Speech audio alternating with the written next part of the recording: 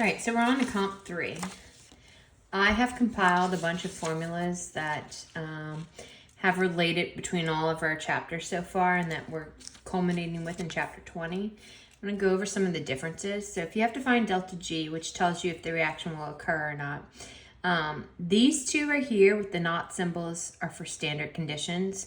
You would just have to look and see what information do I have to decide between these two.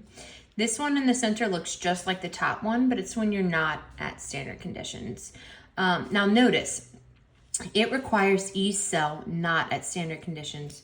Y'all, every time you come here and you do reduction minus oxidation, you are always solving for E at standard conditions. So you will not be able to come here and do that and plug that in for this E cell.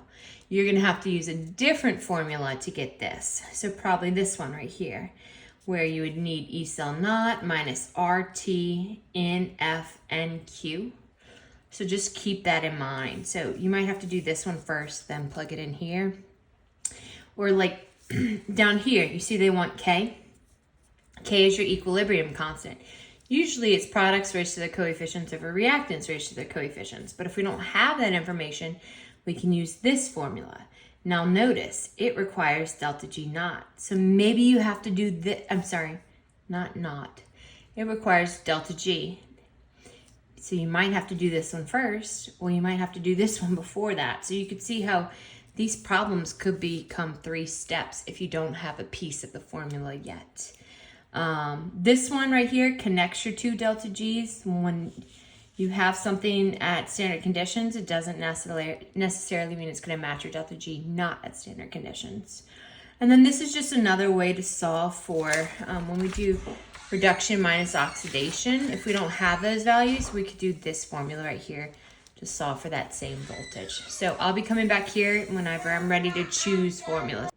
All right, so we're going to read a problem and then kind of work backwards and decide what formulas we need. So we have this redox reaction up here. We can figure out what's oxidized and reduced, half cells in, all of that. We're also given K, we're given temperature, and it wants E standard conditions cell. But don't look up half reaction. So it just doesn't want you to come here and say redox minus oxidations. Try it the long way. So if this was on a final, y'all, he probably wouldn't give you the half reactions for barium and iron. He would want you to try it the other way. So just don't bank on doing that. Make sure you know how to do it both ways. So E cell, this one could work, right? So we would need R, that's a constant. Temperature, we got it. N, we can find it. F, that's a constant. K, they gave it to us. Let's do this formula. 1-step problem. So I'm going to write down the formula. Okay, so when you use your R, that unit is in joules. So just make sure if Faraday's constant's given in kilojoules that they're both changed to the joules. So I know R, T has to be in kelvins. We can do that.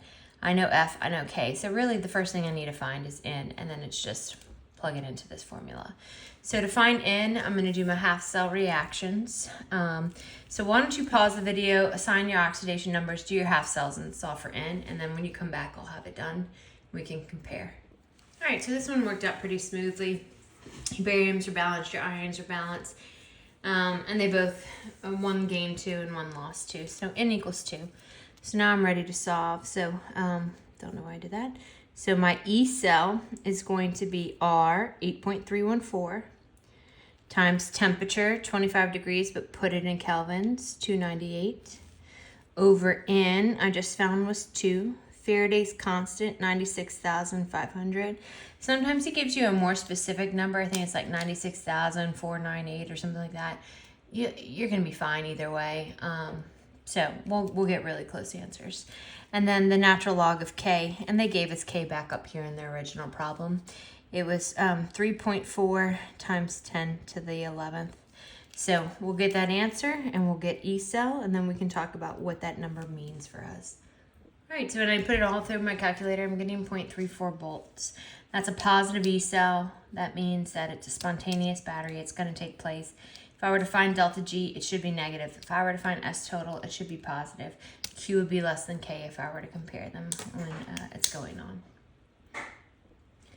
This question is asking us to find a few things: cell potential, so E cell, delta G, and K. So let me go check something. Okay, so what it's missing, that's what I needed to check. It should say under standard conditions, because I was about to say we didn't have enough information, but under standard conditions, and we can do it. So that's just missing. That's part of the question. So what we're going to do is, let's just go in order. Well, yeah, I think we can go in order. Let's find E cell first. Since it's under standard conditions, I am going to do E of the reduction minus E of the oxidation, and that'll be my first answer. So if I look here, iron's going from 3 to 0, so I can tell that that's going to be reduced. And so I'm just going to go to my values. I'm going to find iron, and then I'm going to subtract cesiums. I actually found cesiums first, so I'll just plug that in. Negative 2.92. And when you're looking for iron, just make it sure it's the positive 3 one and not the positive 2 one.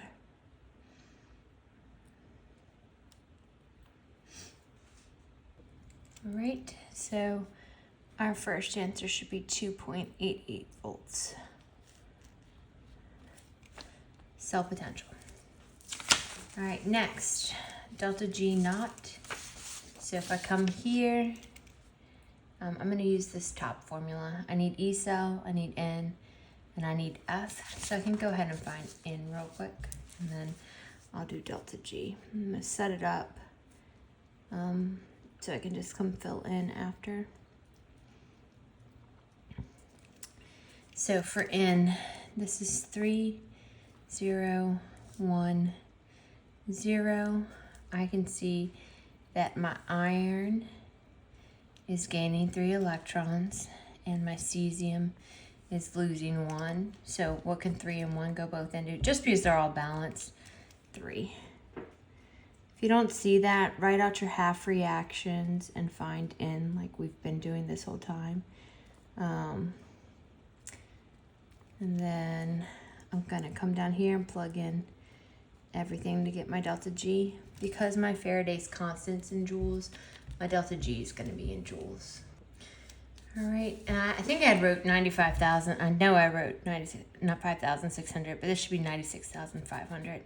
I tried to make it look better there, but I did use the right number when I calculated it.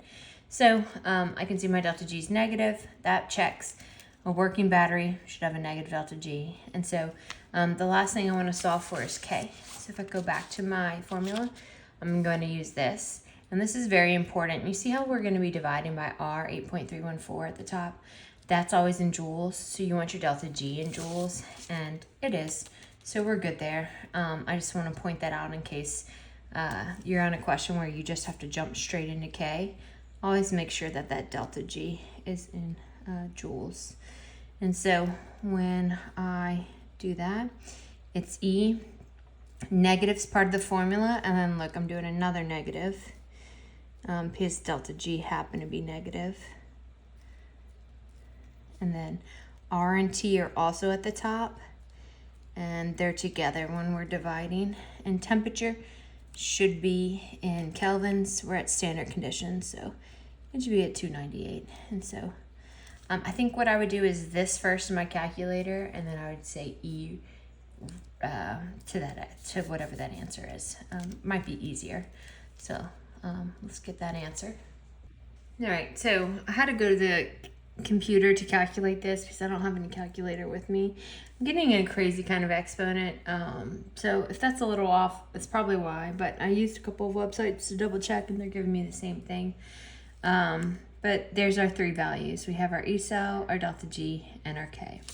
And so the last type of question we're gonna ask in this competency, and then you can just go try out all your new formulas, is this one right here. Find cell potential at 25 degrees when this is your pH, your molarity of magnesium, and your pressure. So right away, I'm not at standard conditions. Things aren't at 1 atm, they're not at 1 molarity, so I'm not finding E cell at standard conditions. I'm finding normal E cell. So this one, right here. I can't use this backwards because I don't know delta G. So that's why I'm choosing this one. So I'm gonna write this down and then we're gonna look and see what we need to go solve for. All right, so, oh, sorry.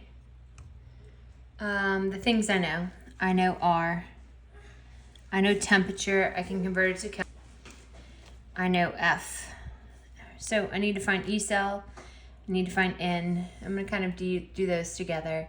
And then we can talk about Q, but Q is always products raised to their coefficients over reactants raised to their coefficients, ignore solids. So we do have enough information to find Q. So let's start. Let's do our oxidation numbers to figure out our N and our E cell. So hydrogen is being reduced, magnesium is being oxidized. So I'm gonna pause real quick, do my half cells, balance them to get in, and then also go and find E cell. Why don't you do the same and then come back and check. All right, so you can see my 2 half cell reactions, N equals 2. All right, so now I have N, I have E cell naught, and then natural log of Q is all I'm missing. So I'm just gonna plug in Q as I plug in everything into this big equation. I think the hardest part of this from here will just be the calculator. So E cell equals, for this, I'm gonna plug in my 2.38 minus, on the numerator is 8.314. Your temperature should be in Kelvin, so change it. All right, on the bottom is your N, and then Faraday's constant, 96,500. And then we do the natural log of Q. All right, now Q is going to be products raised to their coefficients over reactants. However, so these already have their coefficients in. If they didn't, you would want to make sure that you put your half cell reactions back together and you use those coefficients, but they match those. But just in case it wasn't, always go off of it after you've balanced your electrons. So when I go look at products, I know we have molarities and pressures, and we're going to use whatever they gave us. We're going to do like a little heterogeneous Q. So for products, for hydrogen, I'm going to plug in pressure. 1.3, it's to the 1 coefficient, so it's fine. For magnesium ions, I'm plugging in its molarity, 1.78 times 10 to the negative 3. When I go over to my reactants for magnesium, ignore it. It's a solid. We don't include solids in Q's and K's. And then for hydrogen ions, you cannot plug in pH. You can plug in pressure or you can plug in molarity. Well, pH is 1.3. What did we learn last chapter? Hydrogen is 10 to the negative pH. So 10 to the negative 1.3 would give me the molarity. Since it has a 2 coefficient, square it. And so if you're like, what is she talking about right there? This formula is what we used before, right? So I'm just plugging in that side for your molarity. All right, take a second, go solve for it. Okay, please take this with a grain of salt because again, like I don't have my calculator. I'm pretty sure this is what you get, 2.379. I worked backwards and went this direction. I'll try and double check and make any comments in the YouTube link if it is a different answer once I get my calculator back to me. But that would be your E cell, and so you can see all the steps. Usually, I would think one of these on your final.